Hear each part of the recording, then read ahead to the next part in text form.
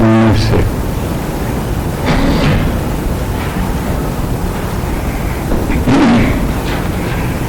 नान्यं गुणेभ्यः कर्तारम्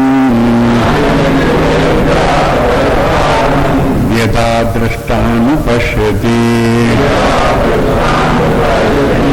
गुणेभ्यश्च परं वेत्ति मद्भावं सोऽधिगच्छति गुणानेतानतीत्यैत्रीन्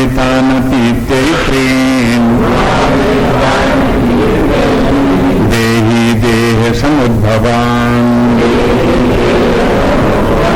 जन्म मृत्युजरा दुःखैः विमुक्तो मृतमश्नुते कैलिङ्गैः स्त्रीन् गुणानेतान् अतीतो भवति प्रभो किमाचारा कथं चैतान्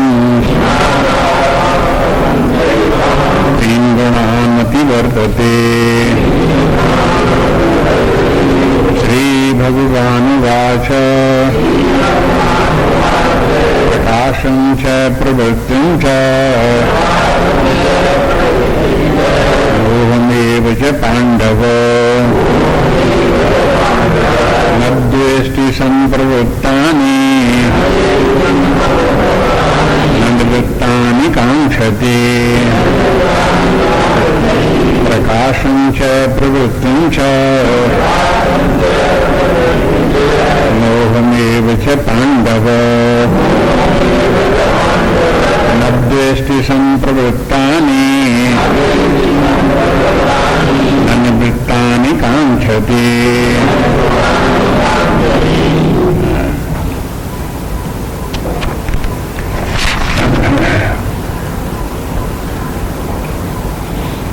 अब स्मरण करें, तीन गुणों का वर्णन हो गया, सप्तगुण, रजोगुण और तमोगुण। उनके लक्षण मालूम हो गए। जब उनका प्रभाव प्रकट होता है तब उसका भी पहचान उसकी भी बता दी, उसके फल क्या होते हैं वो भी बता दिए, उसके कारणों के कारणों से गति जीव की क्या होती वो भी बता दी। और फिर इन तीन गुणों के विषय में गीता में सर्वत्र सभी अध्यायों में कुछ न कुछ कहा गया है। वहां से लेकर के सबका संग्रह करें और ठीक ठीक इन तीनों गुणों को जानना चाहिए। फिर भगवान कहते हैं कि जिसको ये बात समझ में आ गई ये तीन गुण हैं यही करता है, यही तीनों गुण करता है से तात्पर्य इतने नहीं कि उनके द्वारा कर्म होता है। करता है कि मैंने वही सृष्टि के करता है, वही प्रलय के करता है, वही व्यक्ति के बंधन के करता है, वही मुक्ति के करता है। इस प्रकार से करता देखो, ये तीनों गुण इस प्रकार से करता है। फिर कहते हैं जो इस प्रकार से देखता है तो वो अपने आप को दृष्टा देख लेता है, समझ लेता है कि हम दृष्टा हैं। जहां अपने आप को दृष्टा भाव उसको समझ में आया तो वो प्रकृति के लक्षण फिर उसमें अपने आप में उपलब्ध नहीं होते। अपने आप में जो दृष्टा में जो लक्षण हैं वो प्रकृति के लक्षणों के विपरीत लक्षण है। इसलिए यह दृष्टा जो है विलक्षण है, विपरीत लक्षण विलक्षण। ये जो है सब स्वरूप है, नित्य विद्यमान है, अपरिवर्तनशील है, अकर्ता है, ये सब इसके लक्षण हैं। ये उसको उपलब्ध हो जाते हैं, देख लेते हैं। तो भगवान ने बताया जो व्यक्ति को इस प्रकार की स्थिति प्राप्त हो जाती है तो उसकी हृदय ग्रंथि खुल जाती है। पंचदशी में एक स्थान पर इसका गुणातीत कैसा होता है इसका उल्लेख करके वहां बताते हैं कि जो गुणातीत हैं उनकी हृदय ग्रंथि खुल गई है। गुणातीत नहीं है माने गुणों में लिप्त हैं, उनमें तादात्म्य है, तब तक हृदय ग्रंथि विद्यमान है। हृदय ग्रंथि क्या है? जल और चेतन का जो है वो संबंध जुड़ गया है, वही हृदय ग्रंथि है। जब चेतन ग्रंथि पड़ी गई जतमृषा छूटति कठिनाई, ये हृदय ग्रंथि है। और जो गुणातीत हो गया हृदय ग्रंथि खुल गई तब गुणातीत है। और गुणातीत हो गया तो फिर वो अपने स्वरूप में स्थित है। और फिर भगवान ने उसका फल भी बता दिया कि वो मत भाव में उपपद्यते, तो मुझे मेरे ही भाव को प्राप्त हो जाता है, वो फिर जो है अमृतम अस्मृते, अमृतत्व को प्राप्त कर लेता है और जन्म जरा व्याधि ही इन सबसे विमुक्ता, इनसे छूट जाता है। ये सब भगवान ने बता दिया कि ये है तुलनातीत व्यक्ति ऐसा होता है। अब अर्जुन जैसा पूछता है वो बातें फिर एक बार भगवान खुलासा करके बताते हैं। अर्जुन के 3 प्रश्नों को याद रखें। एक प्रश्न तो ये है कि गुणातीत व्यक्ति के लक्षण क्या है, उसकी क्या विशेषता है, कैसा होता है। दूसरा ये कैलिंग 3 गुणान, 3 गुण ज्ञान से जो है 3 गुणान अतीता, 3 गुणों से जो अतीत व्यक्ति है तो उसके कई लिंगा, उसका क्या लिंग मैंने उसकी पहचान क्या है, किस प्रकार से जाने के प्रगुणातीत हुआ है, मैंने लक्षण उसके। और फिर दूसरी बात ये कि माचारा, उसका व्यवहार किस प्रकार से है। आचार के माने व्यवहारिक जीवन में वो कैसे बरतता है, कैसे रहता है। और तीसरी बात ये कि कथम 3 गुणान अतिवर्तते, और वो उपाय क्या है जिससे कि व्यक्ति 3 गुणों से अतीत हो जाए, मैंने कौन सा साधन है, तो साधन बता दो। कथन मैंने तात्पर्य है कि वो तरीका जिस प्रकार से वो व्यक्ति गुणातीत हो जाता है।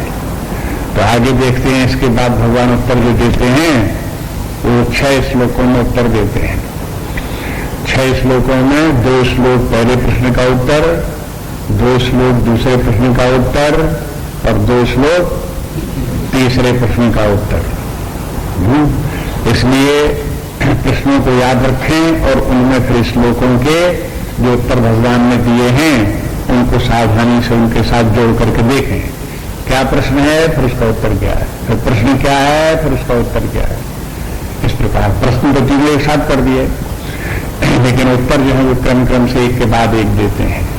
तो जब कोई उत्तर आवे तो उसके साथ में उसका प्रश्न याद रखना चाहिए कि हम किस प्रश्न का उत्तर उसका विचार कर रहे हैं। तो भगवान कहते हैं कि देखो पहली बात देखो कि जो गुणातीत है उसके लक्षण क्या है वो बताते हैं। बोले कि देखो उसका एक लक्षण तो ये है कि प्रकाशम च प्रवृत्तिम च मोहनियोज पांडव, हे पांडव चाहे सत्वगुण आवे चाहे रजोगुण आवे चाहे तमोगुण आवे, न द्वेष्टि संप्रवृत्तानि, अगर वो आते हैं तो उनसे वो द्वेष नहीं करता, न निवृत्तानि कांक्षति, और अगर वो चले गए हैं तो उनकी आकांक्षा नहीं करता। देखो कैसी अद्भुत बात है ये, देखो एक नई ढंग की बात है, ऐसी बात दूसरी जगह गीता में नहीं मिलेगी। बातें और तरह से बात उसी आत्मज्ञानी व्यक्ति की, मुक्त व्यक्ति की चर्चा जगह जगह आई है, अलग अलग ढंग से बताया है, लेकिन यहां जैसे बताया है वो बात देखो कि जब व्यक्ति को ये मालूम हो गया कि सत्वगुण है, रजोगुण है, तमोगुण है, तो सत्वगुण के काल से प्रकाश होगा। प्रकाश के माने ज्ञान उत्पन्न होगा, शांति आएगी, प्रसन्नता आएगी, वैराग्य भाव आएगा। ये सब सत्वगुण के काल से आ गया तो ये प्रकाशन हो गया। और तो प्रवृत्तिम च, जब प्रवृत्ति हुई तो बड़े रजोगुण बढ़ा, तो रजोगुण के कारण से जो कामना है, तृष्णा है, लोभ है, ये सब उत्पन्न हो गया। उसको कर्माशक्ति उत्पन्न हो गई, दिशाशक्ति उत्पन्न हो गई, ये सब आ गया प्रवृत्ति में। कर्माशक्ति और दिशाशक्ति ये प्रवृत्ति है, तो ये सब आ गई। अब उसके बाद हम बोले कि मोह ये पांडव, तमोगुण आया तो मोह आ गया, मोह आ गया तो अज्ञान आ गया, बुद्धि में जड़ता आ गई, आलस्य आ गया, प्रमाद आ गई, निद्रा आ गई, ये सब जो है तमोगुण के लक्षण आ गए। तब इनमें से अब कोई व्यक्ति ये समझे कि तमोगुण आ गया तो नहीं आना चाहिए, रजोगुण आना गया तो नहीं आना चाहिए, सत्वगुण रहना चाहिए, और सत्वगुण चला जाए तो सत्वगुण लाने की फिर कोशिश करे, तो कहते फिर अभी वो त्रिगुणातीत नहीं हुआ। वो तीनों गुणों में पड़े रह करके उन्हीं के हिसाब किताब में अभी लगा हुआ है, उन्हीं को बनाने बिगाड़ने में लगा हुआ है। जब वो तीनों गुणों से अतीत हो जाएगा, निवृत्त हो जाएगा, तीनों गुणों से छूट गया उन तीनों गुणों से, तो उनको तीनों गुणों से कोई मतलब ही नहीं, चाहे आए चाहे जाए, चाहे रहे चाहे न रहे। अब देखो ये बात समझना कठिन है, साधारण लोग ये बात मानेंगे भाई अब ज्ञानी व्यक्ति है, आत्मज्ञानी सत्वगुणी होना ही चाहिए, उसमें रजोगुण तो होना नहीं चाहिए, तमोगुण तो होना नहीं चाहिए। लेकिन भगवान क्या कहते हैं, अगर तमोगुण भी है तो रहने दो, लेकिन तुम उस तमोगुण से तादाद मत करो, उससे अलग रहो। रजोगुण भी है तो रजोगुण को रहने दो, उससे भी तुम उसके पीछे मत पड़ो, तो अपने आप को रजोगुण से भी अलग रखो। जो व्यक्ति इसमें सफल हो जाता है कि इन तीनों गुणों से अपने आप को डिटैच करके अपनी स्वतंत्र सत्ता को देख ले, उनसे अप्रभावित हो जाए, उनसे तीनों गुणों से कोई प्रयोजन न रखे, ऐसी स्थिति जहां उसकी प्राप्त हो जाती है, तब वो तीनों गुणों से अतीत माना जाता है, तब उन तीनों गुणों से वो निवृत्त हुआ। अब इसी का उल्टा आपको जैसे बताया, तो ये कह सकते हो कि जब तक कि व्यक्ति इन तीनों गुणों के बनाने बिगाड़ने में लगा हुआ है, इनकी भलाई बुराई के पीछे में लगा हुआ है, ये आइए जाए, ये रहे वो करे, तब तक अब वो तीनों गुणों में है। अब तमोगुणी व्यक्ति है, अब उस साधना कर रहा है सत्वगुण आ जाए, रजोगुणी व्यक्ति है, वो साधना कर रहा है कि सत्वगुण आ जाए। अब सत्वगुण आया तो आया, लेकिन सत्वगुण को सदा थोड़ी बना रहेगा, कभी रजोगुण भी उत्पन्न हो जाएगा। आपको बता चुके तीनों गुण जो है वो तीनों गुण घटते बढ़ते हैं, एक दो गुण बढ़ गए तो एक बढ़ गया, दूसरा बढ़ गया तो दो दब गए, तो तीसरा ऊपर उठ गया तो नीचे दो, और ये इस प्रकार से कभी कोई इस प्रकार से घटते बढ़ते रहते ही हैं। अब घटते बढ़ते रहे तो हाय हाय अगर करते रहे कि हाय हाय सत्वगुण चला गया, हाय हाय ये रजोगुण कैसे आ गया, और इस रजोगुण को जाना चाहिए, हाँ फिर सत्वगुण को फिर लाना चाहिए, तो इसके माने अभी आप सत्वगुण रजोगुण तमोगुण की जो लीला है उससे इन्वॉल्व हैं, उन्हीं के बनाने बिगाड़ने में आप लगे हो। आपको जरूरत क्या है पढ़ने की? जब आपको तीनों गुणों से कोई मतलब नहीं, तो सत्वगुण लाने की आपको जरूरत क्या? रजोगुण को हटाने की क्या जरूरत? और ये बात कहनी क्यों पड़ी भगवान को? वो इसलिए कहने पड़ी कि संसार में जो आत्मज्ञानी ब्रह्मज्ञानी हैं, उनकी भी अभी शरीर तो छूटा नहीं, उनका कारण शरीर विद्यमान है, सूक्ष्म शरीर भी विद्यमान है, स्थूल शरीर भी विद्यमान है। जब तीनों शरीर विद्यमान है तो मैंने तीनों शरीरों में प्रकृति विद्यमान है, प्रकृति की ही रचना सभी चल रही है, तो उसमें सत्वरजस तमस तीनों है ही है। तो कभी उसका सत्वगुण जोर मारेगा, कभी रजोगुण जोर मारेगा, कभी जो तमोगुण जोर मारेगा। ये सब ज्ञानियों में भी होगा, ब्रह्म ज्ञानियों में होगा, जो परमात्मा को प्राप्त होकर के ब्रह्मनिष्ठ हुए बैठे हैं, उनके भी तो प्रकृति में ये सब घटनाएं घटेंगी। उनका क्या हो? अब वो द्वेष करने लगे, अब इसलिए द्वेष और कांक्षा शब्द प्रयोग किए। अगर वो कहेंगे देखो देखो अब हम तो इतने आत्मज्ञानी ब्रह्मज्ञानी हो गए, तो हमें तो अब 24 घंटे जागते ही रहना चाहिए, न जागे न सोने, सदा जागते ही रहना चाहिए, हमको निद्रा नहीं आनी चाहिए, निद्रा आ जाएगी तो फिर तमोगुण हो जाएगा। तो अब आने लगी निद्रा, हाँ? तो जब निद्रा आने लगी तब वो व्यक्ति घबराने लगा कि यार निद्रा आ जाएगी तो हमारा ब्रह्मज्ञान गया, हाँ? तो नहीं गया वो। निद्रा आती तो आने दो, निद्रा जाएगी तो जाने दो। ये भूल जाओ कि हम सोते हैं, हम जागते हैं। हम वो हैं जो न सोने जागे। ये सोने जागने का काम प्रकृति करती है, और प्रकृति में ही होता है, उसका प्रभाव चैतन्य पर नहीं पड़ता है। विशुद्ध चेतना है, वो न सोए न जागे। बस तो फिर क्या जरूरत है ना कि इस बात को कि हम जागते रहें। निद्रा आती तो अपने सो लिए। इसी प्रकार के ये अगर रजोगुण आता है तो रजोगुण आने के कारण से कभी उत्तेजना आती है, क्रोध आता है, ज्यादा बोलते हैं, वो इस प्रकार का हो गया, रजोगुण के अधिक हो गए। कभी कभी प्रवचन करते ही करते बोलते बोलते बड़ा जोश आ गया, तो जोश कहां से आ गया? वो रजोगुण के कारण से आ गया, कि सत्वगुण में थोड़े आ जाता है। रजोगुण के कारण से जोश आ गया, आ गया आ गया आ गया आ गया, चला जाएगा फिर अपने प्रवचन समाप्त हो गया, छुट्टी हो गई, रजोगुण भी चला गया, जोश भी चला गया, फिर अपने यथास्थान वैसे ही वैसे ऐसे ही सत्वगुण आ जाता है। अब प्रातःकाल सवेरे से उठे, अपने मौन है, शांत है, सत्वगुण है, लेकिन थोड़ी देर में कार्य व्यापार में लगे, सत्वगुण चला गया, रजोगुण आ गया।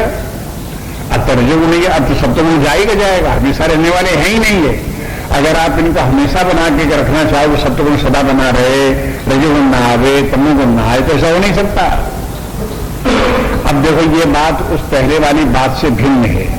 साधना की जो दृष्टि थी और जो वहां नियम था दूसरा था। जब हम जीव भाव में थे तब हमारा जो वो स्थूल शरीर से तादात्म्य, सूक्ष्म शरीर से तादात्म्य, कारण शरीर से तादात्म्य, और हमको ये था कि किस प्रकार से हमारा जीव भाव समाप्त हो, कैसे परमात्मा भाव प्राप्त हो, मुक्ति कैसे प्राप्त हो। तो वहां ये बोला कि भाई तमोगुणी जब तक रहोगे तब तक परमात्मा भाव को प्राप्त नहीं करोगे, रजोगुणी रहोगे तब तो रजोगुण में लिप्त, संसार में लिप्त बने रहोगे, तब तक परमात्मा को प्राप्त नहीं करोगे। तो फिर क्या करना चाहिए? वो साधना करो कि तमोगुण दूर हो, वो साधना करो रजोगुण दूर हो, सत्वगुण की अधिकता हो। अब सत्वगुण की बड़ी प्रशंसा भगवान भी तीसरे अध्याय से दूसरे अध्याय से बार बार प्रशंसा करते आ रहे कि निष्काम कर्म योग करो, जिससे कि तुमको शांति और समर्थ भाव प्राप्त हो जाए। ये बार बार कहते चले आ रहे हैं। तो कब हो? जब सत्वगुण की अधिकता हो, तब व्यक्ति शांत हो जाए, विरक्त हो जाए, ज्ञान में रुचि हो जाए।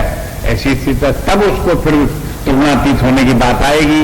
तब लगा है साधना में, तमोगुण घटे, रजोगुण घटे, सत्वगुण बढ़े, साधक अपने इसी में लगा हुआ है।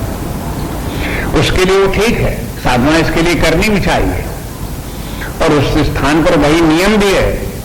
लेकिन एक बार जब वो व्यक्ति सत्वगुण से भी परे, हृदय ग्रंथि खुल गई, अब उसको सत्वगुण से भी कोई मतलब नहीं रह गया, अपने आप शुद्ध चेतन स्वरूप हो गया।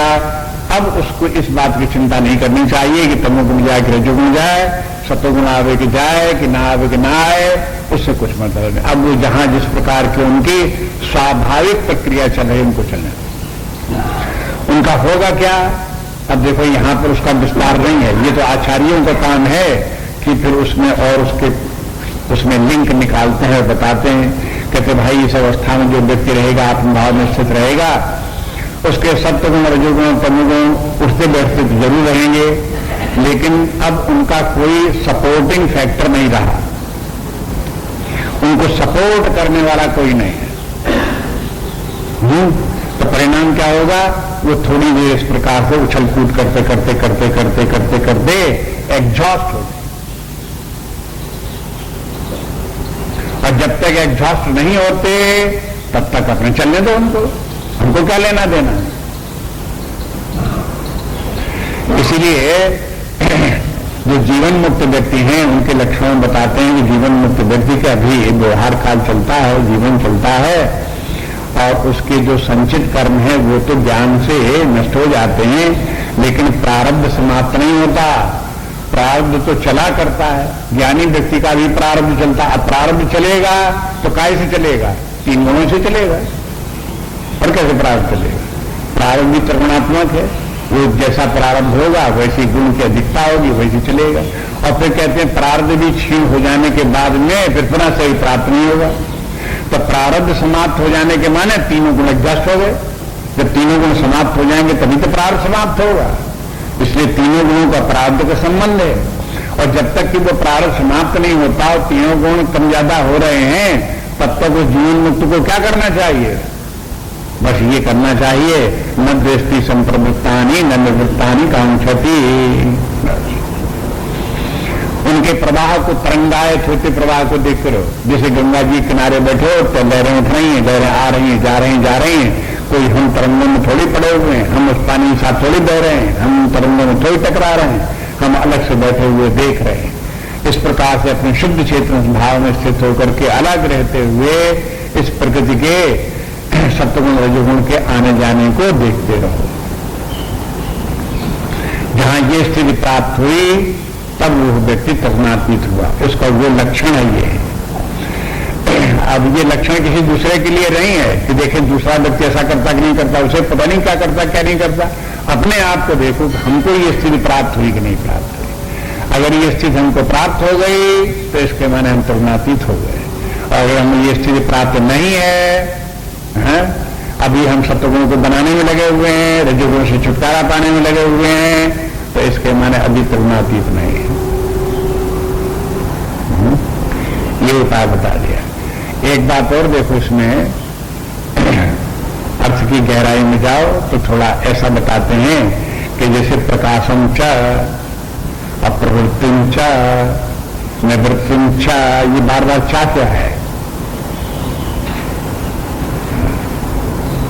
ये चा अव्यय है। वैसे तो चा मैंने और है, जब दो शब्दों के बाद में चा लिख दिया जाए तो उन दोनों के बीच में और मान लिया जाता। अगर ऐसे हो प्रकाशम प्रवृत्तिम च, तो प्रकाश और प्रवृत्ति ये अर्थ होगा। ये इच्छा शब्द जो है संस्कृत में दो शब्दों के बाद प्रयोग करके बीच में दोनों का संबंध बताया जाता है। जैसे हिंदी में कहेंगे प्रकाश और प्रवृत्ति तो और बीच में जोड़ेंगे, अंग्रेजी में बोलेंगे कि अटैचमेंट एंड डिटैचमेंट एंड बीच में जोड़ेंगे, लेकिन संस्कृत में बाद में जोड़ते हैं। ये तो स्वाभाविक साधारण नियम है।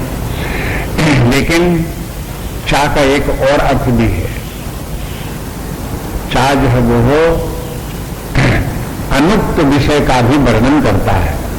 अनुक्त, अनुक्त जो नहीं बात कही गई है, श्लोक इतना छोटा है कि उसके साथ में प्राण शब्दों का प्रयोग नहीं कर सकते हैं, तो चा कह करके सूचित कर देते हैं। जैसे प्रकाशम च, तो प्रकाश और प्रकाश और माने प्रकाश के साथ जो जो और आता है वो, जैसे प्रकाशन के माने ज्ञान व्यक्ति में उदय हुआ, उसके साथ शांति आ गई, वैराग्य आ गई, विश्राम आ गया, ये सब चा का अर्थ है। नहीं तो अकेला चा क्या क्या बताएगा, ये अकेला प्रकाश क्या क्या बताएगा। तो प्रकाश के साथ कितने प्रकाश के सहयोगी हैं, उनसे संबंध रखने वाले हैं, उनका सूचक चा है। इसी प्रकार से प्रवृत्ति, तो ये तो रजोगुण में प्रवृत्ति होती है। जब रजोगुण की वृद्धि होती तब व्यक्ति प्रवृत्त होता है। कहाँ प्रवृत्त होता है? विषय भोगों में, संसार में प्रवृत्त होता है। तो लेकिन जब प्रवृत्त होता है तो प्रवृत्त होने के साथ साथ क्या क्या आता है, अब वो सब याद कर लो। भगवान ने बताया तृष्णा आ जाती, कामना आ जाती है, भोग पदार्थों में लिप्त होने लगता है, उनमें आसक्ति हो जाती है, उनमें विषयाशक्ति हो जाती है, कर्माशक्ति हो जाती है। ये सब के सब जो है ये आते हैं उसके साथ साथ। तो प्रवृत्ति के साथ जो इतने सब आते हैं वो है चा का अर्थ। इसी प्रकार से मोहम एव है, मोह बताया, मोह है। अब मोह जब आएगा तब जाने मालूम हो जाएगा तो मोह तो तब आता है जब तमोगुण बढ़ता है, तो मोह बढ़ता है। जब मोह बढ़ा तब और उसके साथ साथ क्या क्या आया? अज्ञान आया, उसके साथ आलस्य आया, निद्रा आई, प्रमाद आए, अकर्मण्यता आई, जड़ता आई। ये सब उसके साथ साथ जो ये है मोह के साथ भी आए। तो इनमें से कोई भी आवे और कोई भी जाए, आप इनकी परवाह मत करो,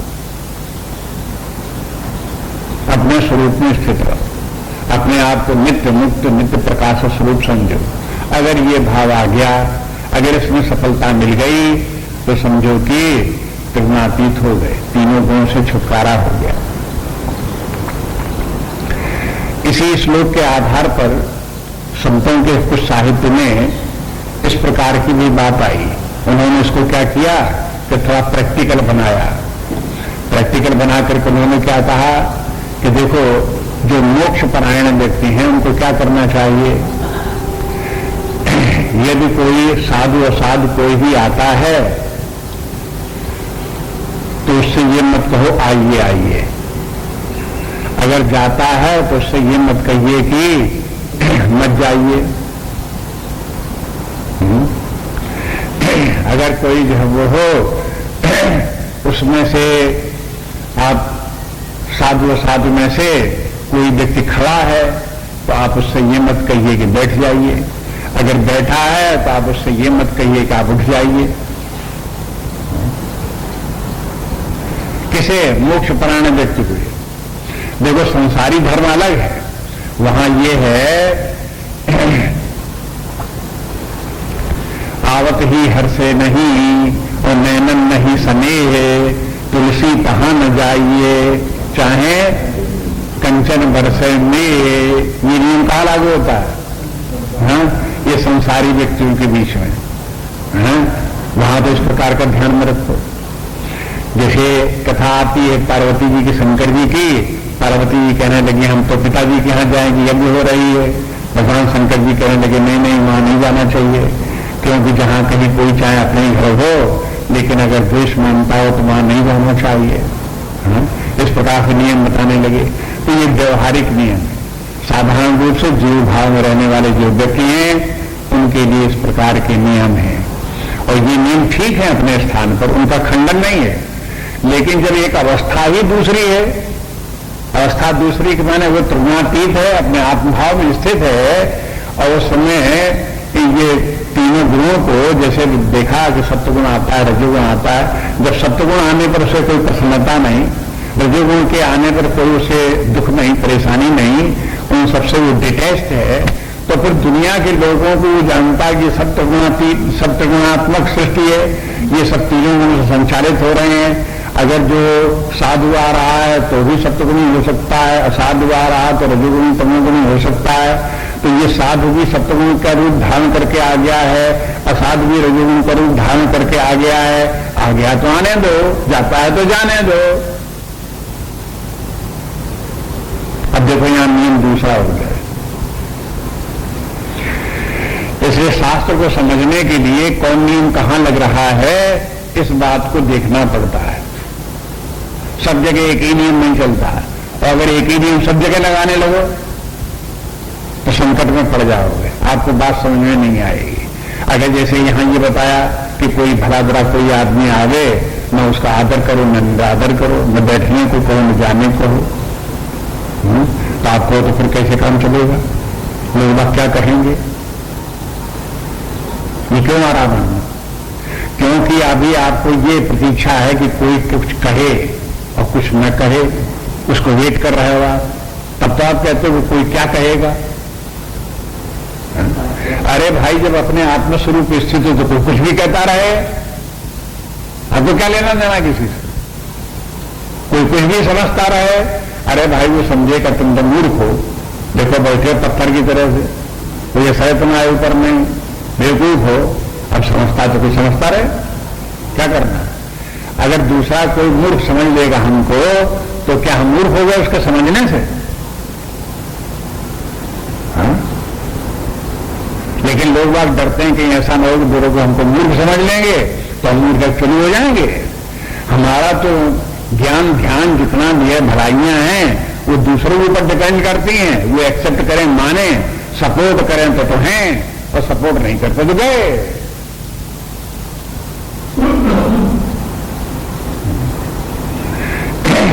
लेकिन ये नियम जो है यहां पर नहीं है। आत्मज्ञानी ब्रह्मज्ञानी व्यक्ति के संबंध में ये नहीं है। तो अब ये इस प्रकार से हो गई है। अब ये ध्यान रखिए, जैसे प्रवृत्तानि न द्वेष्टि, प्रवृत्तानि माने आ गए तो उनमें द्वेष नहीं, निवृत्तानि न कांक्षति, निवृत्तानि माने चले गए तो उनकी कांक्षा कि नहीं वो आ जाए, चले क्यों गए, बस ये इनके लिए हाय हाय नहीं। और ये क्यों इस प्रकार का करना पड़ेगा कि ये तो आएंगे जाएंगे, इनका स्वभाव है, आप इनके ऊपर प्रतिबंध नहीं लगा सकते कि सत्वगुण सदा सत्वगुण बना रहे, रजोगुण चला गया तो आए ही नहीं, तमोगुण चला गया तो आए ही नहीं, ये कभी हो नहीं सकता।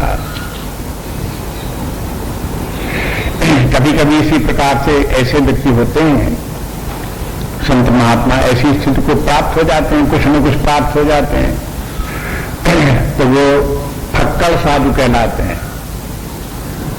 फक्कड़ साधु माने उसको किसी की परवाह नहीं, कोई कुछ भी कहता रहे। एक बार एक साधु थे, ऐसे महात्मा अपने घूमा करते तो स्वतंत्र घूमा करते थे। एक जगह पहुंचे तो वहां जहां कहीं ठहर गए मंदिर में, तो वहां कोई गांव का व्यक्ति आया, कहा कि महात्मा जी आ गए। हाँ, और उनकी सेवा में वो लगा। महात्मा जी ने भी तमाम उपदेश की बातें करी, शिक्षा की बातें करी, ज्ञान ध्यान की बातें करी, भक्ति की बातें की। गांव के बहुत लोगों ने सुना, बहुत प्रसन्न भी हुए। कोई ज्यादा प्रभावित हो गया तो उनकी सेवा में भी लग गया कि अब इनको क्या खाने के लिए चाहिए, कुछ बनाना चाहिए, कुछ लाना चाहिए। तो एक व्यक्ति उसमें से था, तो वो खिचड़ी बनाने लगा। बना के कहा कि हम खिचड़ी बना देते हैं आपको। वही पास ही जो था, वो जहां पर मंदिर के पास ही रहता था वो, तो बगल में अपने वही खिचड़ी बनाने लगा कि खिचड़ी आप खाएंगे, जहां खाएंगे खिचड़ी।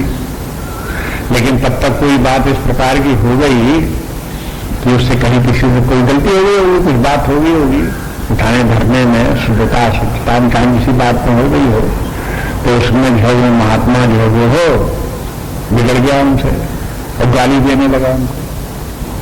अब से लगा कि देखो ये क्या बड़ा महात्मा और ऐसी गाली देता है, इधर महात्माओं को गाली देता है। तो खैर चुप रहा, का महात्मा जी से क्या कहा जाए।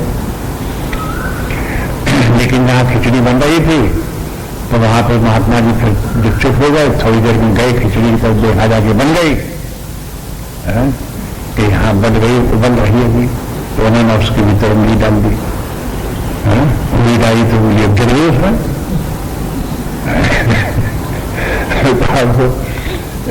अब जल्दी आग खड़ा हो, बच्चों की जल्दी जल्दी। अब क्या बोले महात्मा जी कि देखो हमने तुमको गालियां दी तो उसकी वजह से हमारी उंगली जल गई। अब वो सब लीला क्या उसमें ये कि भाई अगर तो उन्होंने पूछा कि महात्मा जी आपने ऐसा क्रोध क्यों किया, जो क्रोध किया तो फिर बाद में आपकी उंगली जली, ये सब आपने क्यों किया। कई भाई देखो अब क्रोध आ गया तो कौन मना करे कि तुम ना आओ, आ गया तो आ गया, अब उसके बाद चला गया तो जाने दो। कि आपकी उंगली जल गई सो कि उंगली जल गई तो जलने दो। अब देखो ये दूसरा था। इसलिए आप देखोगे कि देखो कभी कभी इस प्रकार की बात होती है कि हमेशा तो नहीं, लेकिन कभी कभी ऐसी बात भी होती है कि ऐसे संत महात्माओं को जो प्रज्ञातीत हैं, साधना में आगे निकले हुए, हमसे कम आगे निकले हुए हैं, उन लोगों की बात को समझना, उनकी स्थिति को समझना आसान नहीं है। भ्रांति हो जाना बहुत बार संभव है। कहीं न कहीं किसी न किसी कारण से भ्रांति हो सकती है। जो बाहर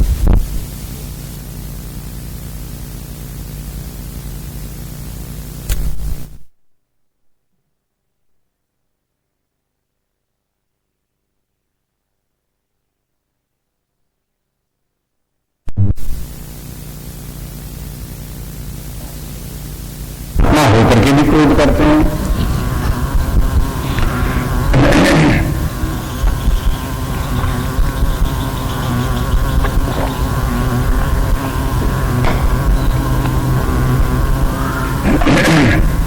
देखो ऐसे महात्मा होकर के भी पैसा मांगते हैं, देखो ऐसे महात्मा होकर के भी ये करते हैं। तो चूंकि आपका मेजरमेंट अपना है कि महात्मा ऐसा होना चाहिए, हाँ, तो उस मेजरमेंट के अंतर्गत नहीं आता तो आपको महात्मा नहीं जचता है। तो ये तो आपकी बात है, जचे कि न जचे। और वो महात्मा है या नहीं है वो तो अपने आप में जाने, जैसी स्थिति है तैसी स्थिति उसकी है। दूसरे के जचने न जचने से क्या होता है। जैसे जैसे व्यक्ति का विकास होता जाता है वैसे वैसे आध्यात्मिक विकास होता जाएगा, वैसे आध्यात्मिक ऊंचाइयों का वर्णन जो शास्त्रों में वो और जो संतों महात्माओं को उस स्थिति में रहने वाले हैं, उस स्थिति में रहने वाले व्यक्तियों को समझना संभव होता है। उसके पहले ये संभव नहीं होता। जैसे एक छोटे कक्षा में पढ़ने वाला चौथे दर्जे में, छठवें दर्जे में पढ़ रहा छात्र, अगर उसको पढ़ाने वाला एक अध्यापक एमए पास है, तो वो छात्र क्या समझ सकता है कि एमए पास को क्या ज्ञान है?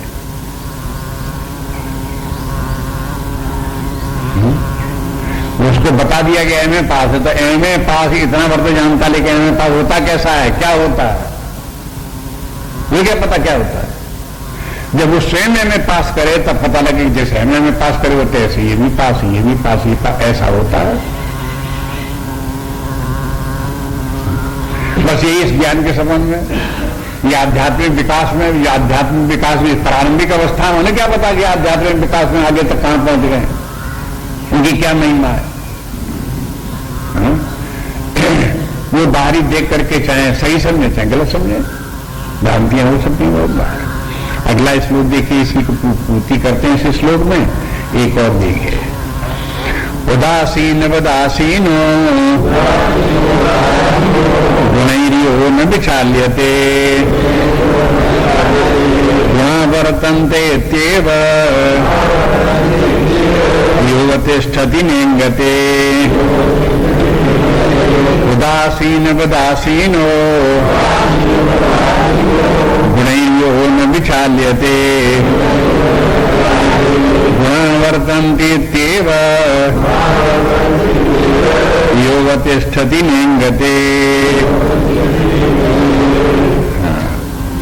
उदासीन वत आसीना, वो उदासीन के समान बैठा रहे, और गुणैन जो न विचार लेते, और गुणई माने जितने भी तीनों गुण हैं उनमें किसी गुण से विचलित नहीं होता, माने गुण उसके ऊपर प्रभाव डाल करके उसको भला बुरा नहीं बनाते।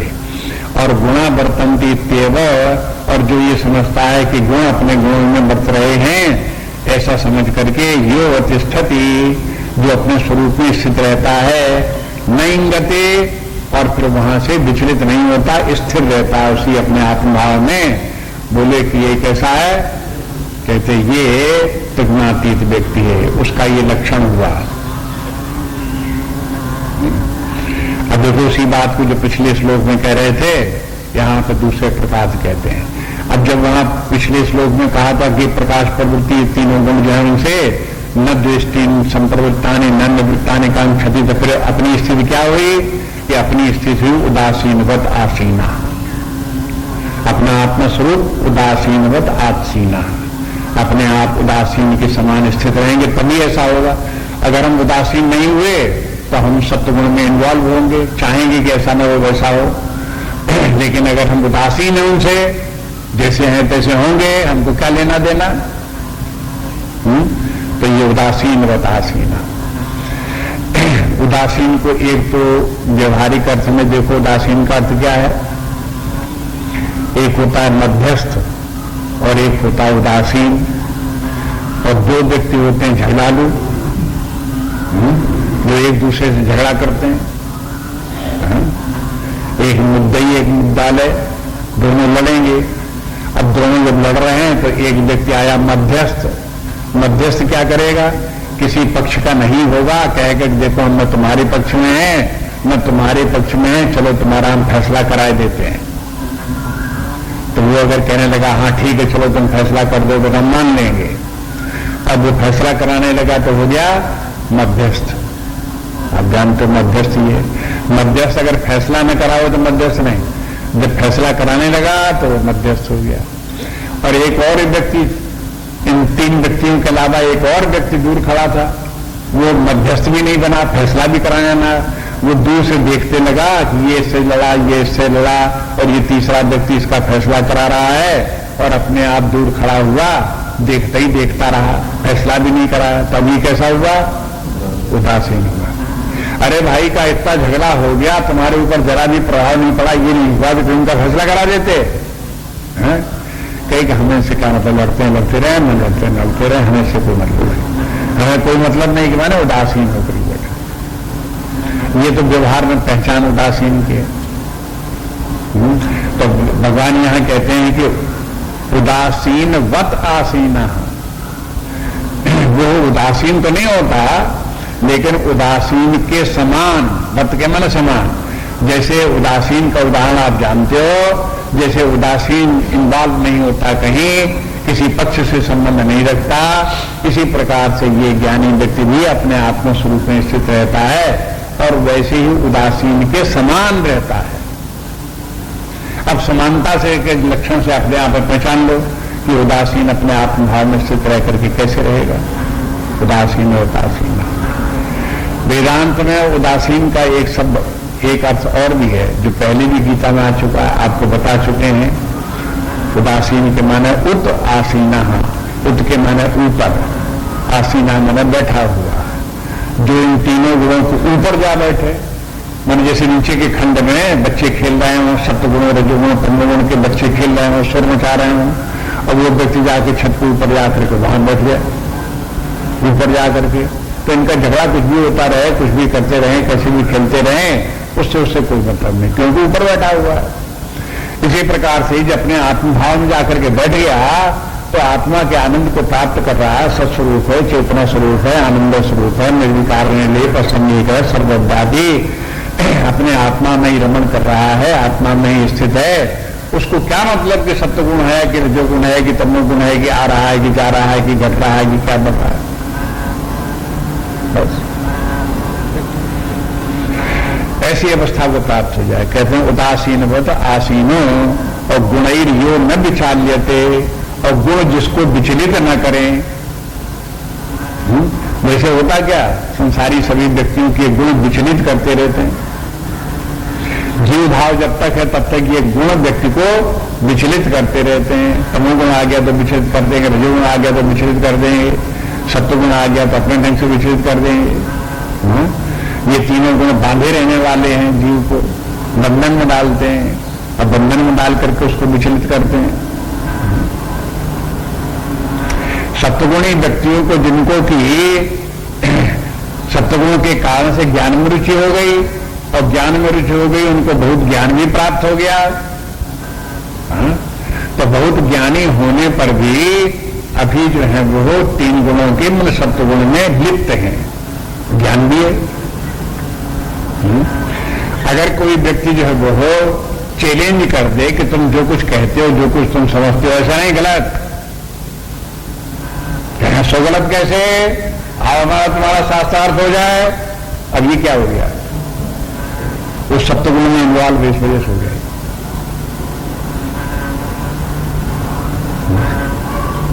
यही कहते हैं सप्तगुण में भी इन्वॉल्व मत हो, किसी के साथ लेकर के बहस मत करो, किसी के साथ लेकर के झगड़ा मत करो।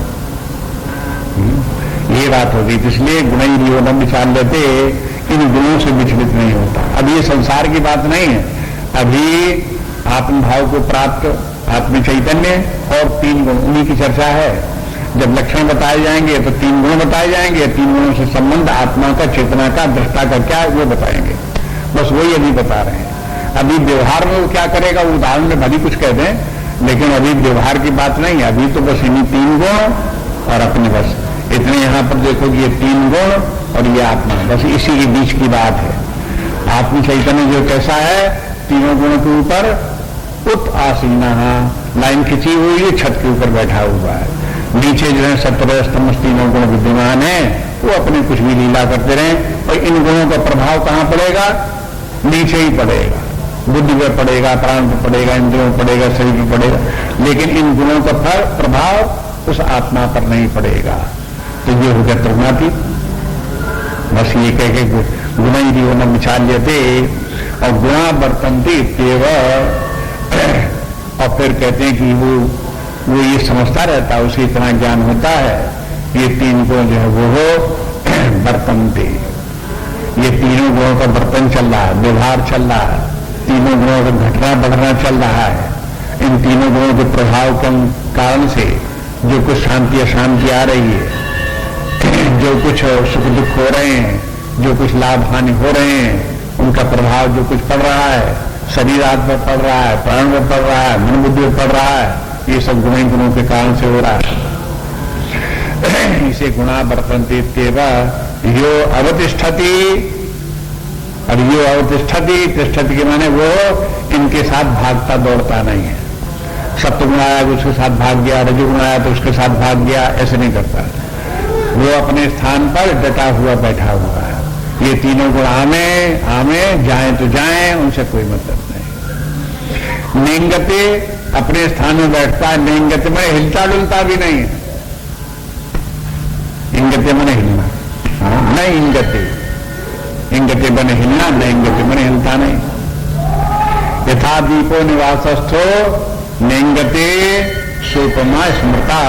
6वें अध्याय में भगवान कहा है कि देखो कैसे नेंगते, यथा दीपो निवासस्थो, जैसे दीपक जो हो जहां वायु न चल रही हो, ऐसे निर्वात स्थान में जैसे दीपक रखा हो तो वो दीपक की लौ हिलती डुलती नहीं है, बिल्कुल ऐसी लगती है प्लास्टिक की उतनी बड़ी लौ बनी हुई है, बस हिलती डुलती कुछ नहीं।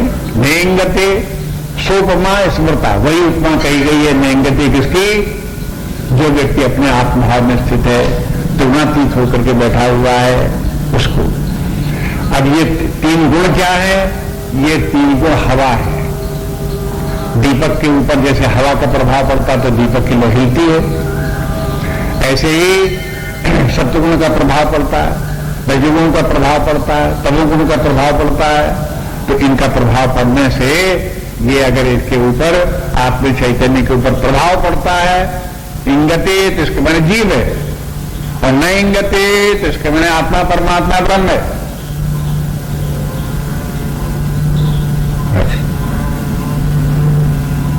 माने कंफ्यूजन कोई नहीं होना चाहिए, बात साफ साफ समझ में आ जाए कि ये सब किस प्रकार से क्या है, स्पष्ट ज्ञान की स्थिति मालूम होना चाहिए।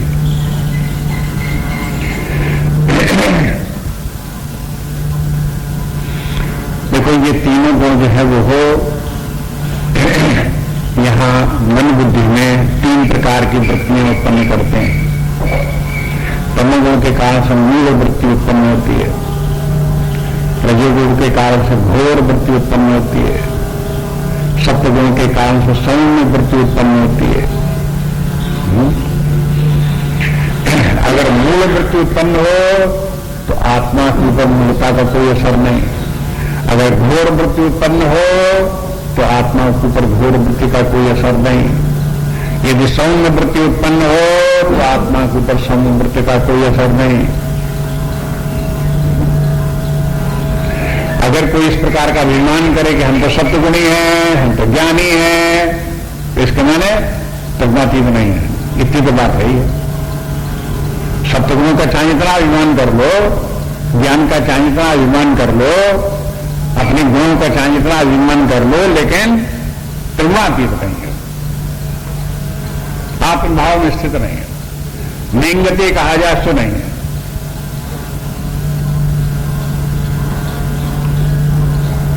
बस ये बात है, ये लक्षण इस प्रकार से समझ लेना चाहिए। उदासीनवत आसीना गुणैरियो न विचाल्यते गुणा वर्तन्ति इति एव। इति एव मैंने एव कहकर के बता दिया, यही इतने ही लक्षण है उसके, बस। अब आगे लक्षण नहीं बताएंगे, अब आगे व्यवहार बताएंगे। तो गुणा वर्तन्ते इत्येव यो अवतिष्ठति न इंगते, उसी में स्थित रहे। तो बने स्थिति में रहने का अब व्यक्ति को सोचना पड़ेगा कि ये स्थिति कैसे प्राप्त हो, अगर नहीं प्राप्त हो तो कैसे स्थिति ये प्राप्त हो, और प्राप्त होने के बाद ये स्थिति कैसे बनी रहे, क्या किया जाए, क्या उपाय हो, तो उन उपायों की भी चर्चा आएगी। और ये भी होगा जिसको कि इस प्रकार की स्थिति प्राप्त होगी उसका व्यवहार कैसा होगा। तो दोनों बातें पहले बता देते हैं कि उसके लक्षण कैसे हैं और फिर उसका व्यवहार कैसे, तब उपाय बताते हैं अंत में।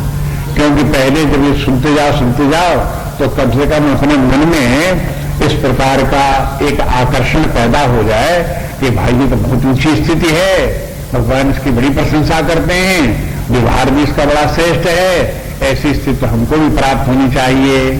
जब अपने मन में ये आ जाए कि हमको भी प्राप्त होनी चाहिए, तब फिर उपाय बताया जाए, देखो ये करोगे तो प्राप्त हो, तो ध्यान दोगे उसके ऊपर, समझने की कोशिश करोगे भी उसे। अगर आपको स्थिति का पता नहीं, उसकी महिमा पता नहीं, और व्यवहार में उसके कारण से कौन सी महानता आ गई वो भी पता नहीं, तो फिर कौन साधना करे। इससे तो अच्छा जो हम कर रहे वही बढ़िया है।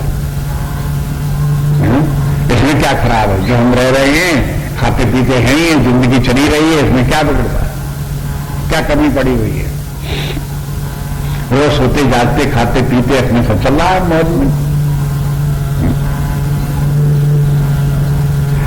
लेकिन जब शास्त्र को सुनो तो पता चले जिसे तुम मौज मान रहे हो वो मौज की स्थिति नहीं है। जिसे समझो कि सर्वोत्कृष्ट स्थिति है, पूर्णता अवस्था है, वो पूर्णावस्था नहीं है, वो बीच की स्थिति है। उस स्थिति में पड़े हुए थोड़ा संतोष आपको हो, थोड़ा तृप्ति भले आपको लगे, लेकिन वो स्थायी नहीं होगी। वो आपके लिए कल्याणकारी नहीं होगी। ये सब के सब, चाहे तमोगुण हो, चाहे रजोगुण हो, चाहे सत्वगुण हो, बंधनकारी तो है ही है और पुनर्जन्म के भी हेतु है ही है। चाहे स्वर्ग प्राप्त करा दें, चाहे नरक प्राप्त करा दें, आपको वहां तो ले ही ले जाएंगे। इन सबसे तीनों से छूट करके, तीनों के बंधन से छूट करके वही व्यक्ति अपने स्वरूप में स्थित रह सकता है जो ब्रह्मातीत हो। इसलिए इसकी इस स्थिति को प्राप्त करने का प्रयास करना चाहिए। देखो एक बात और भी है कि तुलनातीत होने का ज्ञान किसे होता है?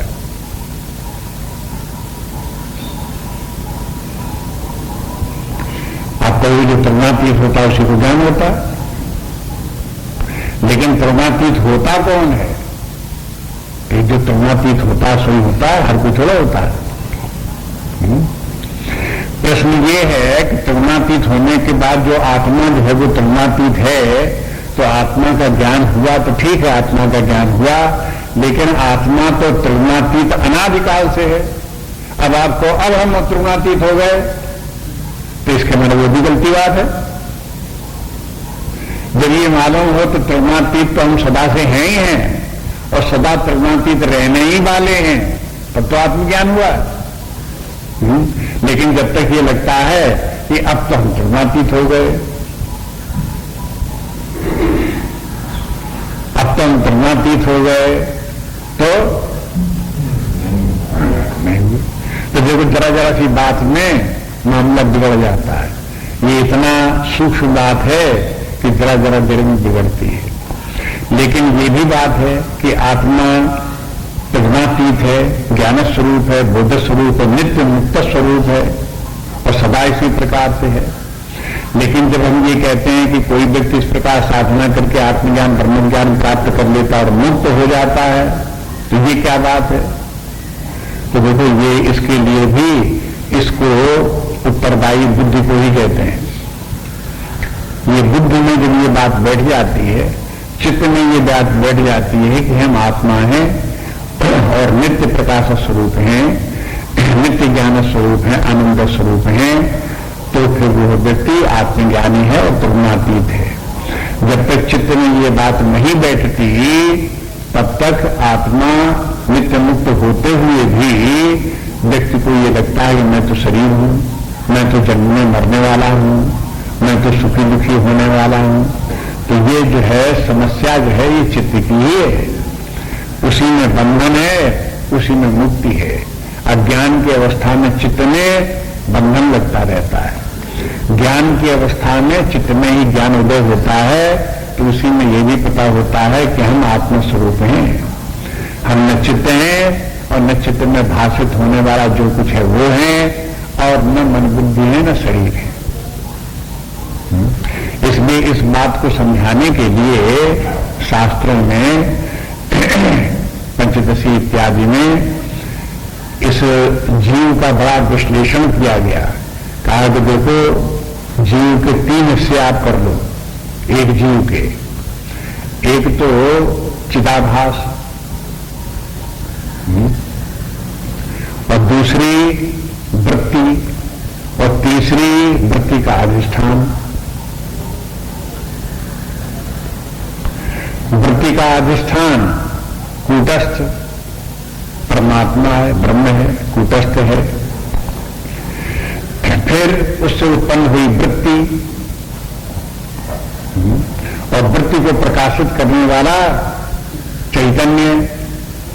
इन तीनों को मिला करके जब विवेक न हो तो तीनों एक साथ मिलकर के जब फंक्शन करते हैं तब उसे जीव कहते हैं।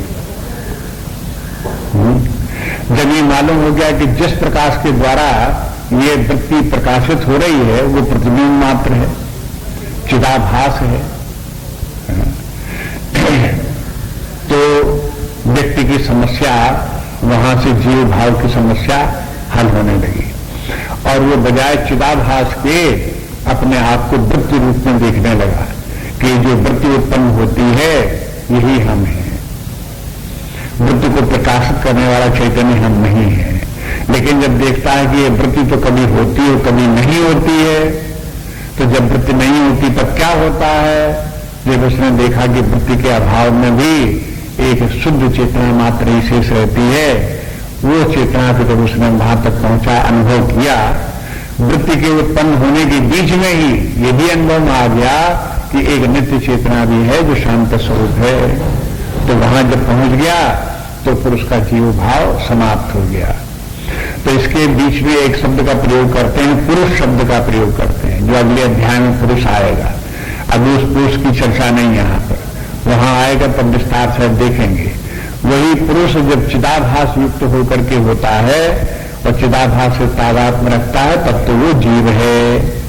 और जब वही पुरुष चिदाभास से मुक्त होकर के, अलग होकर के अधिष्ठान रूप चैतन्य से तादात्म्य कर लेता है, तब वही पुरुष आत्मा है, परमात्मा है, ब्रह्म है। इसलिए जीव और आत्मा को जोड़ने वाला जो लिंक है उसका नाम है पुरुष। अभाव नहीं होने पाता। यदि जीव भाव समाप्त हुआ तो शून्यता नहीं आने पाती, वो पुरुष बना रहता है। और पुरुष जो है वो अपने आप को फिर आत्मभाव में देख करके बृहत रूप में सर्वव्यापक अनादि अनंत होकर के अपने आप को देखता है। इसलिए जो त्रिगुणातीत है उस त्रिगुणातीत का ज्ञान आखिरकार बुद्धि में ही होता है। इसलिए ये नहीं समझना चाहिए कि जब आत्मज्ञान होगा तो बुद्धि के पार जरूर जाते हैं। आत्मा का ज्ञान ये जरूर होता है कि बुद्धि आत्मा नहीं है, इस बुद्धि के परे आत्मा है।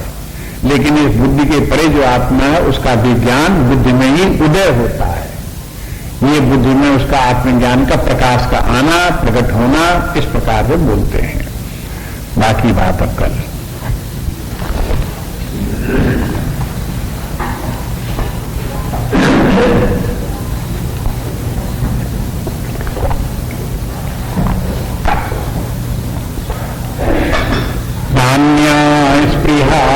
रघुपते हृदय सुमदीये सत्यम वदामि च भवानखिलान्तरात्मा भक्तिं प्रयच्छ रघुपुङ्गव निर्भरान्ये कामादिदोषरहितं गुरुनामसञ्च। श्रीराम जय जय राम।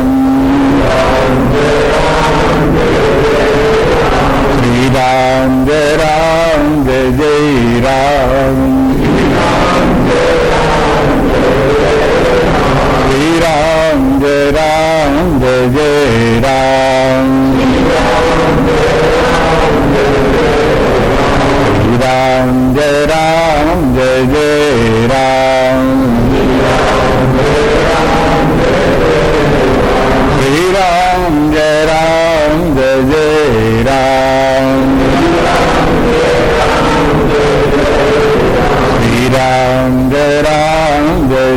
राम। श्री राम जय जय राम। श्री राम जय जय राम।